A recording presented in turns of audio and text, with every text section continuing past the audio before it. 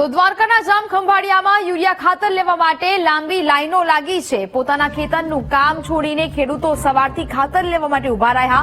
ખાતરનો પૂરતો જથ્થો સરકારી ડેપોમાં આવતો ન હોવાનો ખેડૂતોએ આક્ષેપ કર્યો છે। સવારથી એક ટેમ્પો આવે અને બપોર થતા ખાલી થઈ જાય છે। અમને 2-3 દિવસથી ધરમના ધક્કા ખાવા પડી રહ્યા છે તેવી ખેડૂતોએ આપવીતી જણાવી। હું ખંભાળિયા ધરમપુર નો ખેડૂત છું। આજ 2 દિવસથી ખાતરના ધક્કા ખાઈ કાલ રવિવારે આવ્યો હતો તો થઈ રહ્યું અને અત્યારે પાછા આવ્યા છે 5-5 થેલી આપે છે તો અમારે બપોર તો થઈ ગયા સવારના 6 વાગ્યાના ઉભા છીએ। હવે અમારે અહીંયા ખેતીનું કામ કરવું કે અહીં લાઈનમાં જ ઉભું રહેવું સમજા વहाँ જાય તો લાઈટ કામ વહી જાય પાણી વાળવું કે શું કરવું। આ સરકારનું શું છે કઈ ખબર નથી પડતી। સવારના 6 વાગ્યાના ઉભા છીએ ઉડિયા માટે બરાબર। કાલે આવ્યા હતા કાલે ગાડી ખાલી થઈ ગઈ હતી। કાયમી માટે આવું જ રહે છે। ડીએપી જોતું હોય ત્યારે ડીએપી ના મળે, ઉરિયાની જરૂર હોય ત્યારે ઉરિયા ન મળે।